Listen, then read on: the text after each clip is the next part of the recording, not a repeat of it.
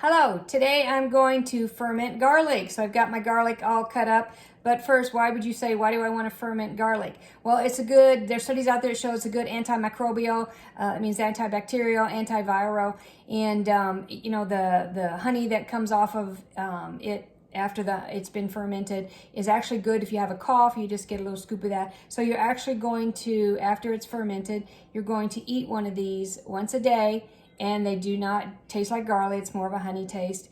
And you're going to do that all winter to just kind of help boost your system. And they've actually showed that if you do have garlic breath, that, if something would come in contact into your nasal passages, your throat, something like that, and just the breathing of the garlic itself. So all those Italian people with their high garlic, kudos. So to get my ingredients together, you need organic garlic. So I was actually able to find organic garlic. This is U.S. grown and at Walmart. And so you want to make sure you don't buy the China grown garlic. 80% of the garlic that is produced comes from China, and that's not good because it's the conditions are not very good.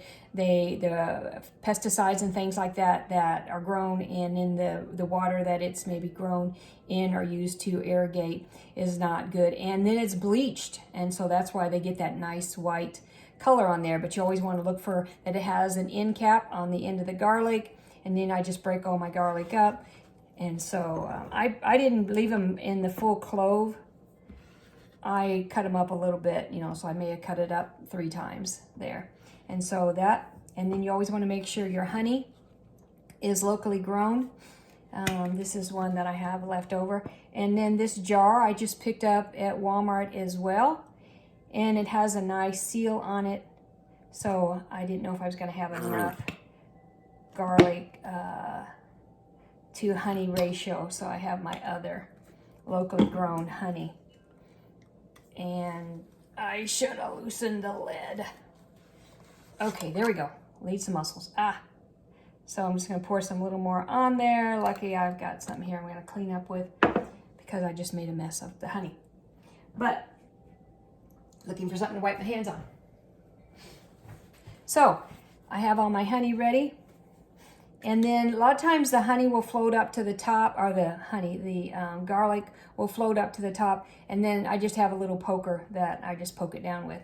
So the thing about is as it ferments, so this is going to seal on here. Oops, lost one. This is going to seal it down. And so what I want to do is maybe if I'm in the kitchen, I may just want to give it a little shake, let the honey roll around. And then every day I'm going to burp it, as they say, because, we're fermenting, so it's going to produce methane, it's going to produce gas. So I want to burp it once a day, let the air out. You're going to smell that nice garlic honey. And then somebody's going to come in the house and going to know if you've been cooking something. Nope, just burping my garlic. And then that's all there is to it. You leave it on the counter where you see it. And then it takes about 7 days, and then that fermentation stops. And then you just get a spoon.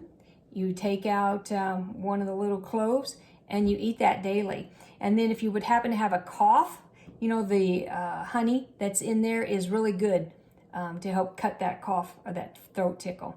So I burp it, I push them down every day, and then enjoy it all winter.